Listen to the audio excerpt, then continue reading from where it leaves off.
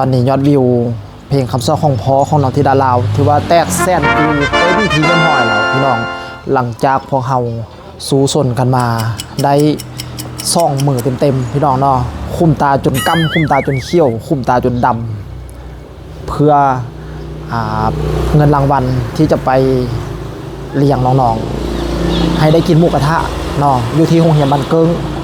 หมูกระทะภาษาลาวก็เอิ้นว่าซีนดาดนั่นแหละพี่น้องทางฝั่งลาวเอิ้นว่าซีนดาดแต่ทางฝั่งพี่น้องทางฝั่งไทยเอิ้นหมูกระทะเนาะแต่ว่าเป็นความภาคภูมิใจของบ้านศรีวิไลอีกบ้านเก่านึงเนาะก็ขอแสดงความดีใจนำเด้อเนาะที่เฮ็ดได้ประสบผลสำเร็จแล้วก็ตามบรรลุเป้าหมายตามที่ลงสมุดประการคาดไว้ก็คือมีการตั้งกระทู้นี้ขึ้นมาเนาะเป็นให้น้องๆบ้านเกิงได้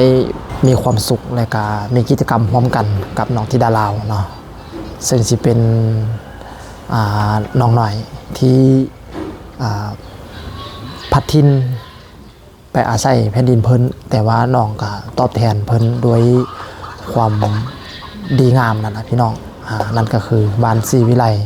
ที่พอผู้เพิ่นได้พาน้องได้สร้างได้ก่อได้พาย่างตามมาซั่นซะสำหรับบทเพลงคำสอนของพ่อในมุมมองของพ่อสอนเนาะถือว่ามีความหมายแล้วก็กินใจเนาะแล้วบัดนี้ฟังผู้ไทยทอดเพิ่นก็ได้ไทยทอดได้ดีเมื่อคืนนี่พ่อสอนตั้งใจฟังนะโดยที่ว่าบ่ได้เปิดลำโพงนอกแหละเพราะว่า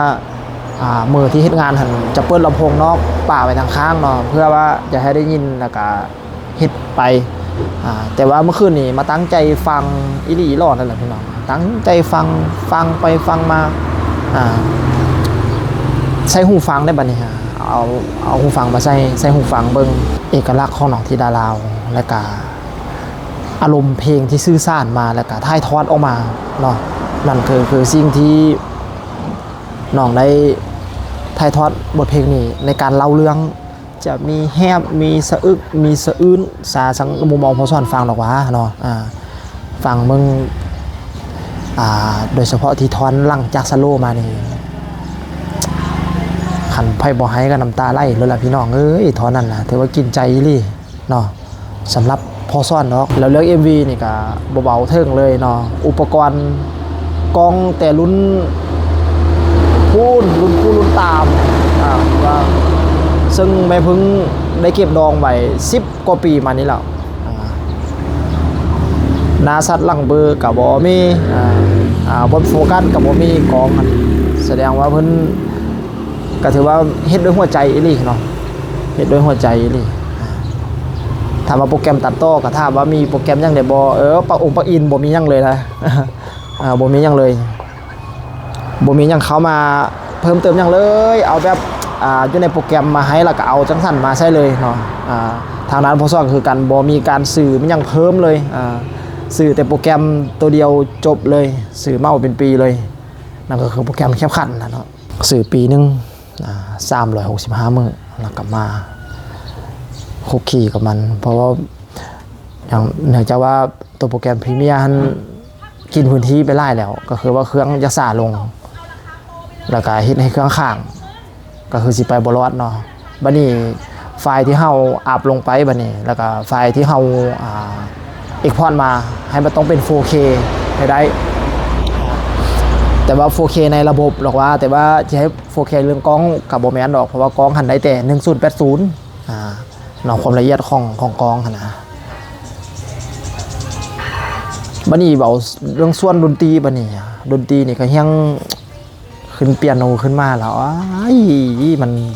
คือสะท้อนหัวใจคักแนะอีหลีอีหลอดโดยเฉพาะเป็นเสียงซอกับเสียงคุยนี่คล้ายๆคือเฮาไปอยู่ในเหตุการณ์นั่นเลยล่ะพี่น้องแบบนั้นเลยได้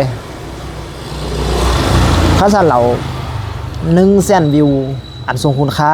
100,000 วิวแห่งพลัง FC ของบ้านศรีวิไลนี่ถือว่า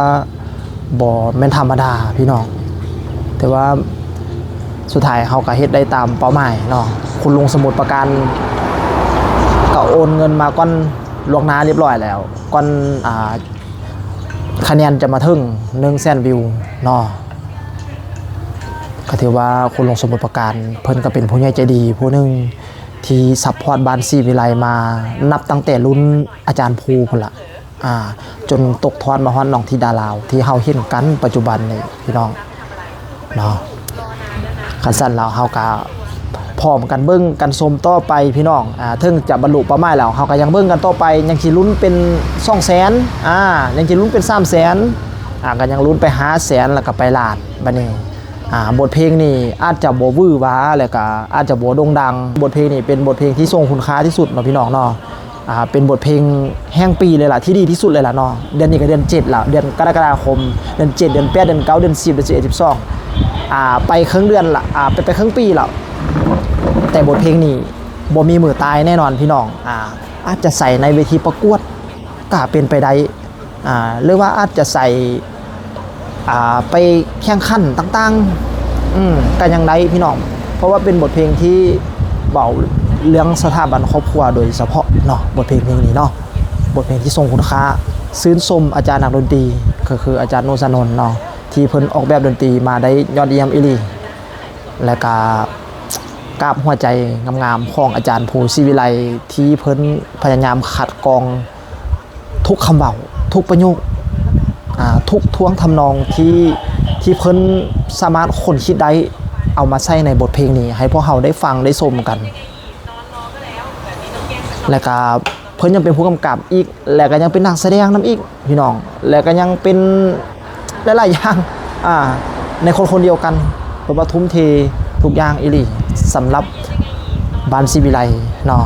พวกเขาจะเติบใหญ่ขยายตัวไปเรื่อยๆเนาะแล้วก็จะคอยซัพพอร์ตแล้วก็คอยสนับสนุนกันไปตลอดเนาะพอซ้อนเองก็สิเป็นแรงผลักดันอีกทางนึงให้กับบ้านศิวิไลเนาะถึงจะอยู่ไกลแต่ใจหันซ้ำกับอยู่นำเพิ่นทุกมื้อเลยล่ะรายการพอซ้อนมาเล่าเนาะคลิปหน้าพอซ้อนสิมาเล่าให้ฟังว่ามาหูจักกับอาจารย์ภูศิวิไลได้แนวใด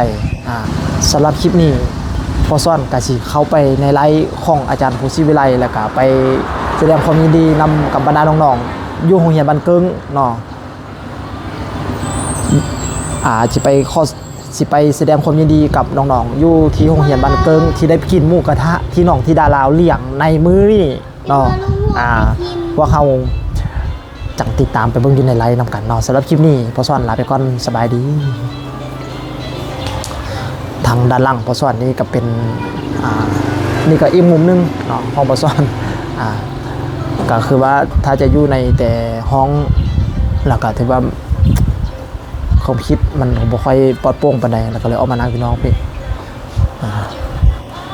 มุมรวมของหานสิประมาณนี้เนาะตอนนั้นมาอาจารย์ภูศิวิไลเพิ่นก็มานั่งอยู่โต๊ะนี้ล่ะโต๊ะที่เพิ่นพอสอนนั่งกินข้าวนี่ล่ะ